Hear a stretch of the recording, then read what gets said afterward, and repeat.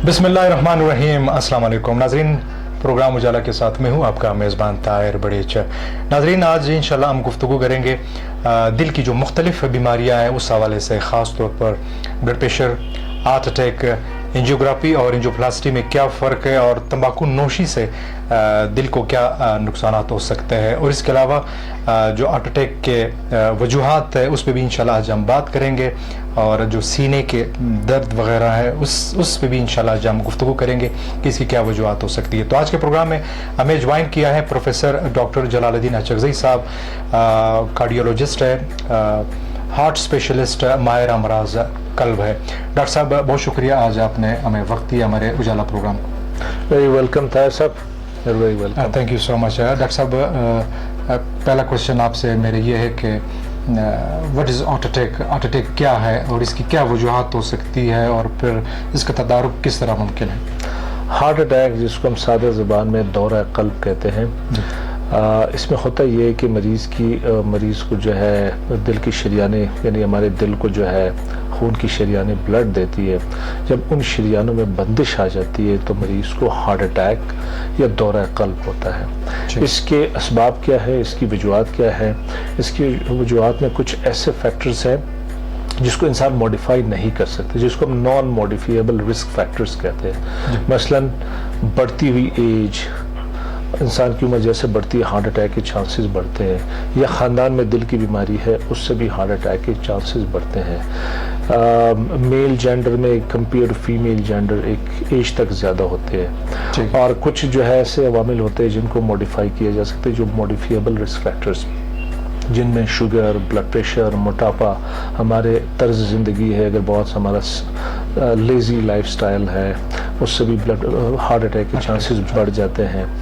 कुछ हमारी ग़िज़ाएँ हैं, बेकरी की मसनूआत और मुरग़न ग़िज़ाएँ, इनका इस्तेमाल, वर्जिश करना ये भी जो है हार्ट अटैक के इम्कानात को बढ़ाता है। अलामात क्या होती है? मरीज़ को जब हार्ट अटैक होता है तो उस वक्त मरीज़ को शदीद सीने में दर्द, अचानक दर्द, और ये बिल्कुल सेंटर छाती में होता है, और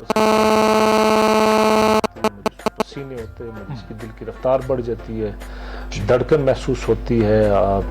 ये हार्ट अटैक की बेसिक अलामत होती है। और डॉक्टर साहब, अगर किसी को ब्लड प्रेशर वाला ना करे और वो अगर कंट्रोल में ना हो तो उसकी वजह से भी हार्ट अटैक हो सकता है, और ब्लड प्रेशर की क्या अलामत होती है, और फिर इसकी वजूहात क्या होती है, और उसका तदारुक किस तरह कंट्रोल किया जा सकता है? कि ब्लड प्रेशर, बिल्कुल हाई ब्लड प्रेशर या हाइपरटेंशन जिसको हम कहते हैं, ये भी हार्ट अटैक के लिए एक रिस्क फैक्टर है। जैसे मैंने पहले कहा, ब्लड प्रेशर को हम साइलेंट किलर, खामोश कातिल कहते हैं। कुछ लोगों में इसकी कोई अलामत नहीं होती, यानी उनको कोई तकलीफ नहीं होती, उनका ब्लड प्रेशर 200, 220, 230, एक नॉर्मल ब्लड प्रेशर, इंसान का ब्लड प्रेशर 120-80 होता है। लेकिन आपको बहुत से लोग पाकिस्तान में, हम वर्ल्ड वाइड अगर डेटा देख लें तो हर तीसरा छोटा बंदा 50 साल के बाद हाइपरटेंसिव रहता है। अच्छा। उन्हें अक्सर कोई अलामत नहीं होती है। कुछ लोगों में अलामत ऐसे होती है कि उनका जो है सर भारीपन रहता है, सांस उनका वो कर सकता है, चलते हुए सांस फूल सकता है, और जब ये मजीद जो है दिल की धड़कन तेज़ हो सकती है, घबराहट महसूस होती है। हाई ब्लड प्रेशर की अलामत जो है, ब्लड प्रेशर का कंट्रोल ना हो, इसको हम खामोश कातिल इसीलिए कहते हैं कि इससे कोई तकलीफ मरीज को होती नहीं, लेकिन ये कभी कभार बिल्कुल धमाके की शक्ल में जाहिर होता है, यानी हार्ट अटैक की शक्ल में हाई ब्लड प्रेशर, या फालिज की शक्ल में, या गुर्दों के फेल होने की सूरत में अपने आप को दिखाता है ब्लड प्रेशर, या बीनाई कम हो जाना, यानी बीनाई भी से कम हो जाती है, आंखें भी मुतासिर हो सकती है। ठीक है डॉक्टर साहब, एंजियोग्राफी और एंजियोप्लास्टी में क्या फ़र्क है, और ये इसकी ज़रूरत कब पेश आती है, ताकि हमारे व्यूअर्स को पता चले? एंजियोग्राफी का मतलब ये है कि शरियानों का देखना, ये तरीक़ा तशख़ीस है। अब एंजियोग्राफी दिल की भी होती है, जिसको हम कोरोनरी एंजियोग्राफी कहते हैं, यानी दिल की जो शरियानें होती है। एंजियोग्राफी दिमाग के रगों की भी होती है, जिसको हम सेरेब्रल एंजियोग्राफी कहते हैं। तो एंजियोग्राफी गुर्दों की शरियानों की भी होती है, जिसको हम रीनल एंजियोग्राफी कहते हैं। एंजियोग्राफी यानी हाथ पांव की तरफ चल जाती हुई शरियानों की भी होती है, जिसको हम पेरिफेरल एंजियोग्राफी कहते हैं। लेकिन हार्ट अटैक के हवाले से बेसिकली دل کی شریانوں کو دیکھنا، اس کو ہم انجیوگرافی کہتے ہیں۔ انجیوگرافی طریقہ تشخیص ہوتا ہے، اس کے لیے بنیادی طور پر ہم ہاتھ کی شریانوں سے یا پاؤں کے ٹانگ کی شریانوں سے یہاں سے اپروچ کرتے ہیں اور ہم جاتے ہیں، یہ دل ہے، دل کی آپ دیکھ سکتے ہیں، دل کی یہ 3 جو بنیادی شریانیں ہوتی ہے جس کو right coronary artery, left coronary artery, ان شریانوں کو ہم دیکھتے ہیں اور اس کے بعد ہمارے پاس جو ہے اس کا نتیجہ کیا ہوتا ہے کہ یہ شریانیں نارمل اگر آتی ہیں تو اس کا مطلب ہے کہ مریض کو دل کا کوئی مسئلہ شریانوں کا نہیں ہے، اور اس میں کبھی کبھار بندش آتی ہے، یہ اگر مکمل بند ہو، ہارٹ اٹیک جب جن مریضوں کو ہوتا ہے تو یہ کمپلیٹ بند ہوتی ہے۔ اس سے دل کی شریانوں کی، ہارٹ اٹیک کی، انجائنا کی تشخیص ہو جاتی ہے۔ اس تشخیص والے مرحلے کو ہم انجیوگرافی کہتے ہیں۔ اس کے بعد انجیوگرافی جب ہو جاتی ہے تو ہمارے پاس 3-4 پاسبل آپشن ہوتے ہیں۔ اگر بیماری شریانوں میں نہیں ہے تو مریض کو ہم میڈیکل ٹریٹمنٹ پر رکھتے ہیں جس تکلیف کے لیے ہو۔ اگر ان میں کمپلیٹ بلاکیج ہے، ہارٹ اٹیک ہوا ہے، مریض پہلے 24 گھنٹے کے اندر آیا ہے تو اس کے لیے اگلا مرحلہ ہوتا ہے انجیوپلاسٹی۔ انجیوپلاسٹی ان شریانوں کے کھولنے کے عمل کو کہتے ہیں انجیوپلاسٹی۔ اور انجیوپلاسٹی پرانے زمانے میں جب ہم اس کی ہسٹری اٹھاتے ہیں، پہلے صرف غبارے سے ہم کھولتے تھے، اس کے بعد سٹینٹس ہوتے ہیں، سٹینٹ کے ذریعے کھولتے ہیں۔ سٹینٹس 2-3 ٹائپس کے ہوتے ہیں، میڈیکیٹڈ، نان میڈیکیٹڈ سٹینٹس ہوتے ہیں۔ آج کل ورلڈ وائڈ جو میڈیکیٹڈ سٹینٹس یوز ہوتے ہیں اس سے ہم شریانوں کی جو خون کی رفتار ہے اس کو ری انسٹیٹ کرتے ہیں، اس کو بحال کرتے ہیں اور دل کی طرف خون کی رفتار کو واپس ری انسٹیٹ کرتے ہیں۔ کچھ ایسے پیشنٹس ہوتے ہیں جن میں انجیوپلاسٹی پاسبل نہیں ہوتی، ان کے لیے پھر بائی پاس کا آپشن بھی ہوتا ہے اور بائی پاس کا فیصلہ بھی بیسڈ آن انجیوگرافی ہوتا ہے۔ ٹھیک ہے، یعنی یہ ہم یہ کہہ سکتے ہیں کہ یہ مطلب ایک چھوٹا سا آپریشن ہے دل کا، جس سے دل کی جو شریانیں ہیں وہ اس میں حرکت اور اس میں جو سرکولیشن ہے وہ بالکل بحال ہو جاتا ہے۔ بالکل ٹھیک ہے سر، نیکسٹ کوشچن کی طرف آتے ہیں۔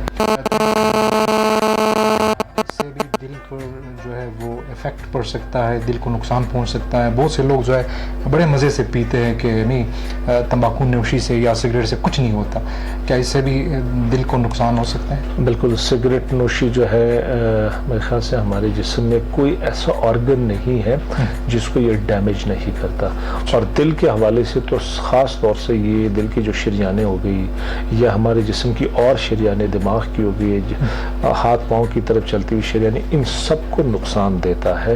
اور سگریٹ جو ایک خطرناک، جس کو ہم ریورسیبل اموڈیفیبل رسک فیکٹر، یعنی اس کو چھوڑا جا سکتا ہے ایسا رسک فیکٹر، تو سگریٹ نوشی، تمباکو نوشی دل کی شریانیں، انسانی جسم کی تمام شریانوں کو بہت خطرناک حد تک نقصان دیتا ہے۔ تو میرے خیال سے اس پروگرام کے توسط سے جو لوگ سگریٹ پیتے ہیں ان کو سگریٹ چھوڑ دینی چاہیے۔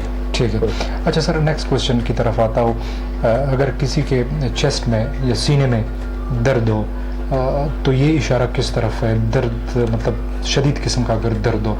بالکل، دیکھیے کچھ ایسے جو ہوتے ہیں ہمارے جتنے بھی لوگ ہوتے ہیں ان میں کچھ رسک فیکٹرز، جن لوگوں میں رسک فیکٹر زیادہ ہوتے ہیں ان میں اگر سینے میں اچانک درد ہوتا ہے تو ان کو دل کی طرف ضرور سمجھنا چاہیے کہ ہمیں دل کی بیماری ہو سکتی ہے۔ سینے میں اچانک درد، شوگر اگر مریض کو ہے، بلڈ پریشر اگر ہے، خاندان میں دل کی بیماری ہے، موٹاپا ہے، یا اس سے پہلے کوئی اس طرح کی تکلیف ہو چکی ہوئی ہو اور سینے کا بالکل سینٹر میں درد ہے جو بالکل آؤٹ آف پروپورشن ہے، یعنی پہلے ان کو نہیں ہوا، اچانک ہوا ہے، تو کم از کم جو سب سے زیادہ فائدہ دینے والی چیز ہے وہ ڈسپرین ٹیبلٹس ہے۔ ان کو فٹافٹ ڈسپرین گولی کھانی چاہیے، گھر میں موجود ہونی چاہیے، گھر میں یہ موجود ہونی چاہیے۔ اور اس کے ساتھ جو ایک اور خون کو پتلا کرنے والی گولی ہوتی ہے جس کو ہم کلوپیڈوگریل کہتے ہیں، وہ ہونی چاہیے، اور مریض کو فٹافٹ، اس میں وقت کا بڑا جو ہے قیمت ہوتی ہے، وہ کہتے ہیں ٹائم، منٹس اور مسل، جو دل کے پٹے ہوتے ہیں، تو اس میں گھنٹوں اور منٹس کی بڑی قدر ہوتی ہے۔ مریض کو فٹافٹ ایسی جگہ پہ پہنچانا چاہیے جہاں پہ دل کا ڈاکٹر، جہاں پہ ایک ECG ہو سکے اور آگے فردر مینجمنٹ ہو سکے۔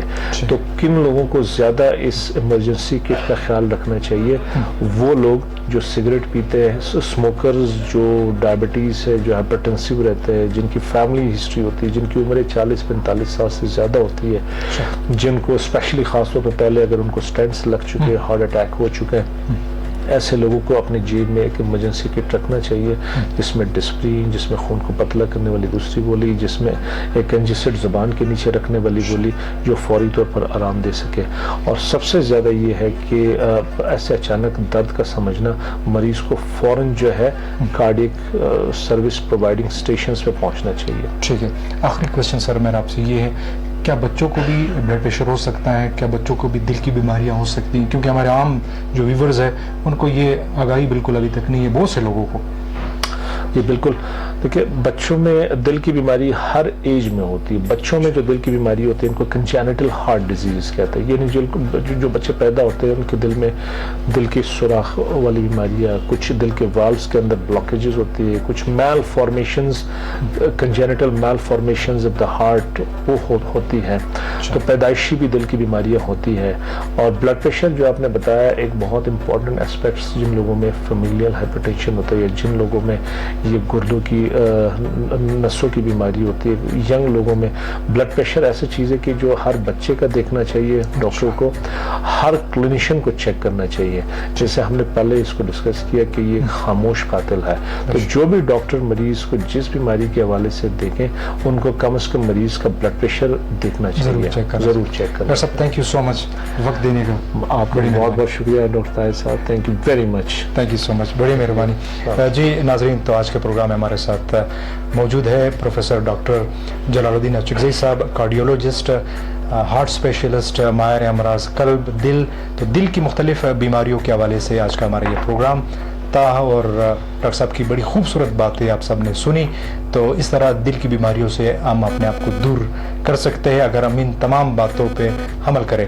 تو اس امید کے ساتھ کہ آج کا پروگرام آپ سب کو پسند آیا ہوگا. اپنے میزبان طاہر بڑیچ کو نیکسٹ پروگرام تک اجازت دیجیے. اللہ نگہبان.